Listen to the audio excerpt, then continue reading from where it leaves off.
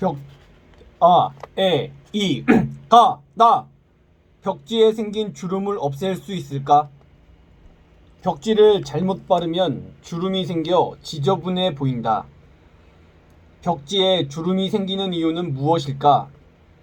그 이유는 벽지가 잘 붙지 않아 벽과 벽지 사이에 공기가 들어가서 부풀어 올라 주름이 생기는 것이다.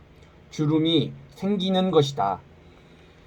이것을 무리해서 빼려고 하지 말고 부푼 부분을 바늘로 찔러 주면 공기가 빠져나간다. 이때 벽지를 살며시 눌러주면 주름이 쉽게 퍼진다. 집안에 들끓는 벌레는 어떻게 없앨까? 집안에 개미가 생기면 벽 속에 집을 만들기 때문에 쉽게 제거되지도 않고 그대로 놓아두면 위생에도 문제가 생기므로 개미를 보는 즉시 소탕해야 한다. 개미는 특히 주방에 잘 생기는데 주방에서 조리를 하다가 흘린 음식, 먹다가 흘린 음식, 부스러기 등 개미의 먹이가 될 만한 것들이 많기 때문이다. 개미는 여러 마리가 줄을 지어 다니는데 개미가 다니는 통로가 어디인지 살펴보고 통로마다 소금을 뿌려 놓으면 곧 개미가 보이지 않게 된다. 또는 개미가 나오는 구멍을 찾아 그 앞에 석유를 떨어뜨려 놓는 것도 좋다. 그리고 집을 며칠 비우게 될 때 약을 뿌려두는 것도 좋은 방법이다. 개미가 유난히 잘 꼬이는 곳은 바로 설탕이다. 설탕을 담은 그릇 아랫부분에 고무줄을 몇 겹 감아 놓으면 개미가 설탕 속에 들어가지 못한다. 개미는 고무 냄새를 싫어하기 때문이다. 이미 설탕 그릇 속에 개미가 들어가 있을 때는 불 옆에 놓고 따뜻하게 하면 개미가 모두 나오는 것을 볼 수 있다. 바퀴벌레를 없애려면 집안 곳곳에 바퀴벌레가 싫어하는 겨자가루, 마늘가루를 뿌려두는 것이 효과적이다. 서랍, 선반 등 바퀴벌레가 잘 다니는 곳에 가루를 뿌려두고 종이를 덮어두면 그릇에 묻지 않는다. 기름이 튀지 않게 하려면 어떻게 해야 할까?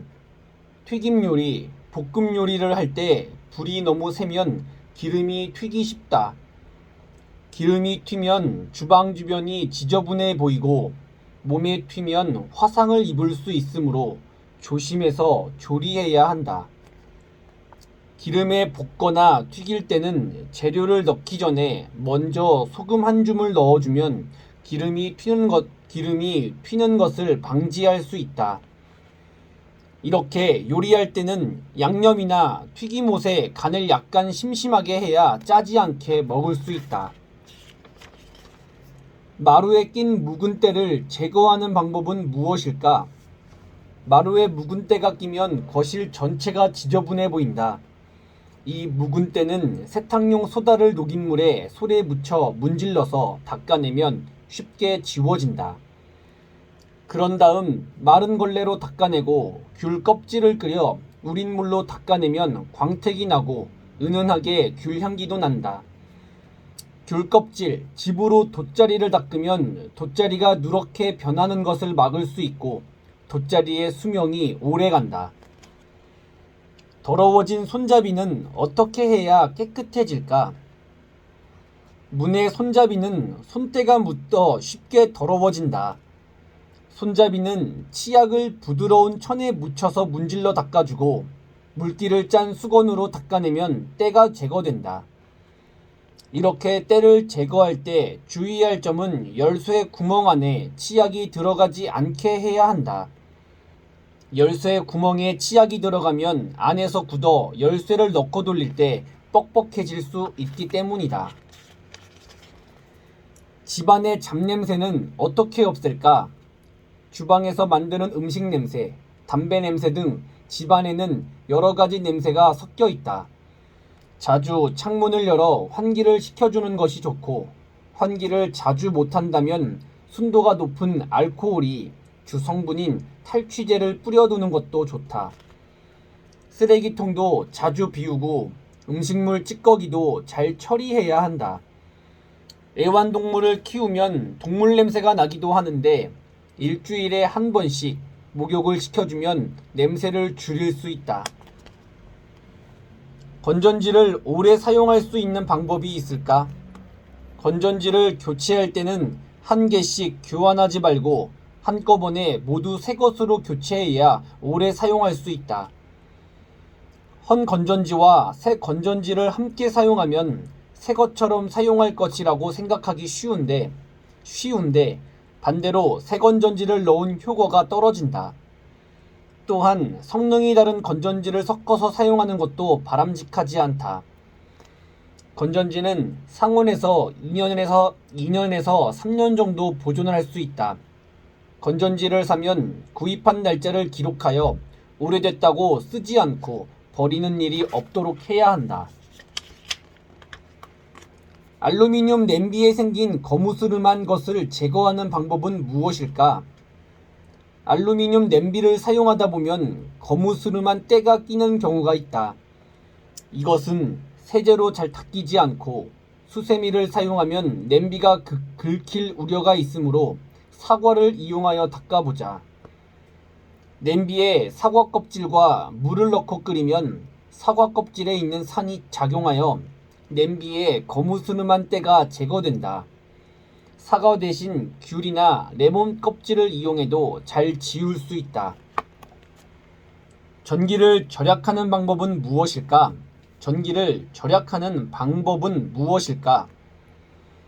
백열등 60W와 형광등 20W의 밝기는 같으므로 소요 전력을 절감하려면 형광등을 사용하는 것이 좋다.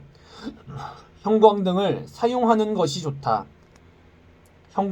사용하면 백열등을 사용할 때보다 3분의 2 정도 전력을 절감할 수 있다.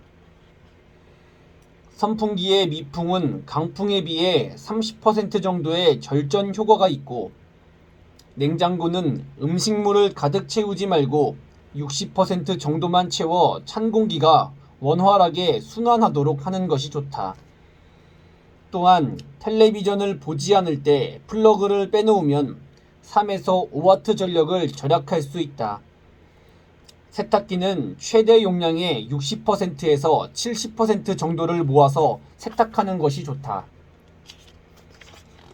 꽃을 예쁘게 관리하는 방법은 무엇일까?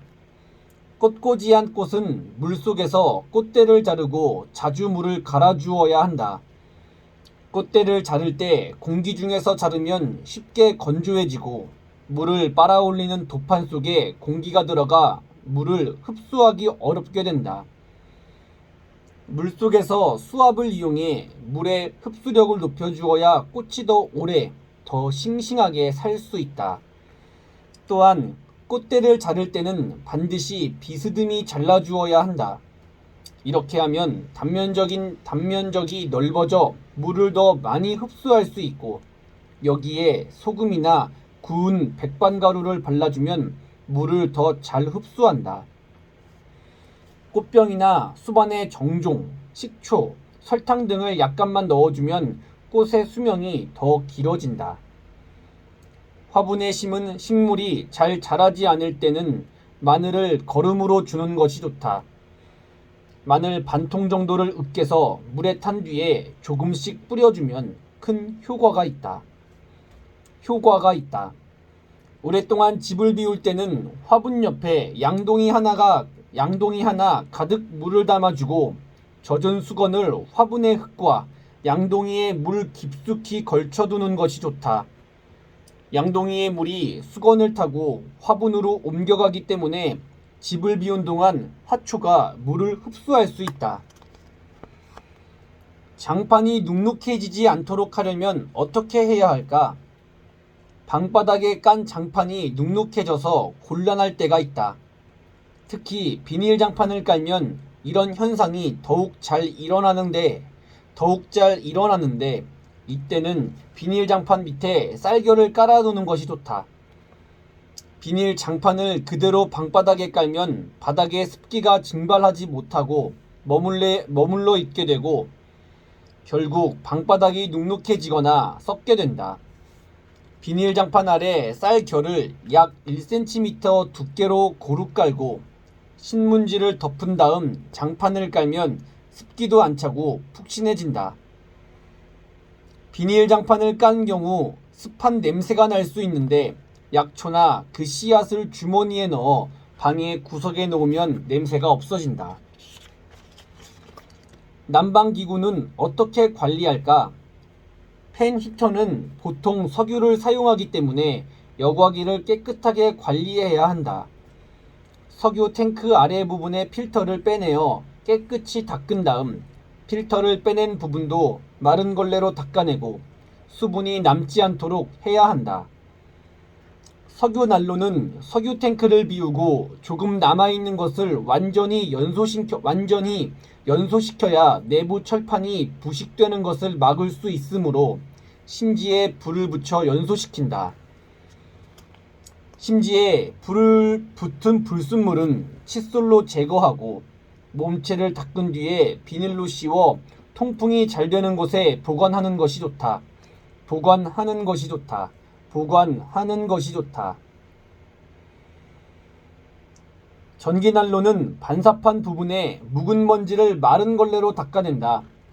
때가 심한 경우는 물걸레를 꼭 짠 뒤에 닦아내고 마른 걸레로 다시 한번 닦아내어 수분을 제거해야 한다. 가스난로는 석유난로와 같은 방법으로 청소하고 보관하는 동안 호스에 구멍이 나거나 먼지가 앉지 않도록 마른 걸레로 닦아낸 뒤 비닐에 싸서 보관한다. 호스의 수명은 대개 2년 정도며 상태가 좋지 않은 것은 꺼냈을 때 새 것으로 교체한다. 전자레인지를 쓸 때 주의해야 할 것은 무엇일까? 수분이 적은 음식을 전자레인지로 데우거나 익힐 때는 물을 뿌려주고 적은 양을 넣어야 한다. 전자레인지는 수분이 없는 음식은 데우거나 익힐 수 없기 때문이다. 생선을 전자레인지에 넣으면 살이 터질 수 있으므로 칼집을 내고 달걀 등을 가열할 때는 미리 구멍을 내야 한다. 밤을 가열할 때도 껍질에 칼자국을 내는 것이 좋다. 우유 등 밀폐된 용기에 담긴 것은 그대로 가열하면 터질 수 있으므로 입구를 열거나 구멍을 내야 하며 냉동식품을 해동할 때는 삶아질 우려가 있으므로 완전히 해동하지 말고 약간 얼어있는 상태에서 정지한다. 살균이 필요한 그릇은 물로 씻어 물기를 닦지 않는 채로 가열해도 되지만 금속이나 고무가 붙어있는 그릇을 떼어낸 다음에 가열해야 안전하다. 과자나 쿠키가 눅눅해졌을 때는 뚜껑을 덮지 않는 채로 가열하고 멸치 등 작은 생선 역시 뚜껑을 열고 가열하고 난 다음에 믹서에 갈면 가루 양념을 만들 수 있다. 꿀 또는 물엿이 굳었을 때도 전자레인지에 넣고 약간만 가열하면 해결된다. 전자레인지에 넣어 사용할 수 있는 그릇은 토기, 자기 그릇, 파이렉스 등 내열성 그릇, 내열 온도 표시가 120도 이상인 내열성 플라스틱 그릇이며 전자레인지에 넣어 사용해서 안 되는 그릇은 금속 그릇, 범랑, 칠기, 도금한 그릇, 커트 유리, 스테인리스 그릇, 크리스털 유리, 강화 유리, 알루미늄 그릇, 내열 온도 120도 이하의 플라스틱 그릇이다. 구두를 구입하는 요령이 있을까? 구두는 오후에 사는 것이 좋다. 걷거나 서 있느라 지친 발이 오후가 되면 붓게 되므로 이때 구두를 고르면 발이 편한 구두를 살 수 있다. 또한 저녁에는 몸이 피곤해져서 발 역시 예민해져 있으므로 발에 잘 맞고 편한 것으로 고를 수 있게 된다. 하얀색 구두는 때가 잘 타기 때문에 오래 신으려면 사자마자 투명한 구두약이나 왁스를 문질러 발라두는 것이 좋다. 이렇게 하면 때가 타도 구두 자체에는 타지 않기 때문에 원래 색깔을 오랫동안 유지할 수 있다. 구두를 오래 신어서 색깔이 바래거나 윤기를 잃었을 때는 양초를 바르고 성냥불을 가까이 해보자. 양초가 녹으면서 구두에 스며들어 깨끗해진다. 깔때기가 없을 때 대체할 수 있는 것이 있을까? 식용유, 석유 등 액체를 병에 담을 때 깔때기를 이용하지 않으면 옆으로 다 새고 만다. 그래서 보통은 종이를 말아서 깔때기로 쓰는데 이렇게 하면 종이 깔때기에 액체가 스며 낭비하게 되고 이 종이에 냄새가 배서 악취가 나기도 한다. 깔때기가 없을 때는 종이 대신 달걀 껍데기를 이용할 수 있다. 달걀 껍데기에 젓가락 등으로 구멍을 뚫어서 깔때기 대신 쓰면 액체가 새거나 배지 않아 깔끔하게 액체를 옮길 수 있다. 다음으로 살펴볼 조합은 3이다. 경제 체제는 자본주의를 추구하지만 정치 체제는 독재의 형태를 띠는 체제다. 그럼 이 체제의 이름은 자유독재 국가인가 생각해보면 논리적으로 가능하지 않은 조합처럼 보이기도 한다. 만약 아직도 자유주의에서의 자유를 억압받지 않고 자유롭게 행동할 수 있다는 의미로 생각한다면 자유주의적 독재 국가는 가능하지 않아 보일 것이다. 하지만 앞서 논의했듯 자유주의에서의 자유는 정부가 시장에 간섭하지 않는 시장의 자유라는 한정적인 의미를 갖는다. 다시 말해서 자유주의적 독재 국가는 실제로 가능하다. 그리고 이 체제를 계획경제 사회라고 부른다. 이러한 국가 형태는 사실 우리 사회와 밀접하게 연관되어 있다. 왜냐하면 한국의 60년대에서 80년대 군부독재 시기가 바로 이러한 체제였기 때문이다. 박정희, 전두환 정권에서의 정치체제는 군부독재를 시행하면서도 경제정책은 자본주의를 추구하는 방향에서 진행되었다. 이 체제는 국가가 시장의 방향을 제시하고 지원하는 계획경제의 모습을 띈다. 하지만 정부가 시장에 개입한다고 해서 군부독재를 후기자본주의나 사회민주주의 체제로 볼 수 없다. 군부정권의 시장 개입은 산업을 육성하고 기업이 활동할 수 있는 여건을 마련하기 위한 제한적인 개입이었기 때문이다. 정부가 시장에 개입해서 세금을 인상하고 규제를 확립함으로써 사회 전체의 복지를 추구한 적극적인 개입이 아니었던 것이다. 따라서 이러한 군부정권의 시장 개입은 시장에 대한 국가의 간섭이라기보다는 국가에 의한 시장 투자라고 보는 것이 더 적절할 것이다. 정리하면 한국의 현대사 군부정권은 시장의 확장을 추구한 자본주의적 독재 정권이었다. 물론 한국에서의 군부정권이 시장의 방향성을 제시하고 개입함으로써의 얻은 성과에 대해서는 의견이 분분하다. 그 평가에 대해서는 이 책에서 직접적으로 다루지 않는다. 다만 우리는 경제와 정치에 대해서 이해하게 되었으니 판단은 이를 바탕으로 각자가 해야 할 것이다. 마지막 조합은 4다. 경제적으로는 공산주의, 사회주의를 지향하고 정치적으로는 민주주의를 추구하는 사회 형태다. 이러한 체제가 사회민주주의, 즉 3인주의다. 앞서 살펴본 체제와 비교하면 우리에게 가장 낯선 체제다. 사회민주주의가 우리에게 낯선 것은 한국 역사에서 직접적으로나 간접적으로 접한 경험이 거의 없기 때문이다. 3인주의는 자본주의와 공산주의의 대립의 역사를 경험한 한국인에게는 받아들이기 꺼림칙한 체제였다. 왜냐하면 6.25 전쟁 이후 한국인에게 공산주의, 사회주의는 트라우마가 되었기 때문이다. 이렇게 민족적 정신에 남은 외상은 전후부터 오늘에 이르기까지 민족의식에 잠재해 있으면서 평범한 일상 중에도 끊임없이 잔상을 남겼고 결국 한국의 방향성에 지대한 영향을 미쳤다. 쉽게 말해 한국은 6.25 전쟁 이후 공산주의와 관련된 모든 것에 대해 거부하고 은폐하기에 급급했다. 그것은 어찌 보면 자기 자신을 보호하기 위한 방어기제로서 정당했다고도 할 수 있다. 이러한 역사적 토대가 있다 보니 비록 유럽에서 주요한 사회체제로 인정되고 있다 하더라도 삼인주의를 받아들이기가 쉽지 않았다.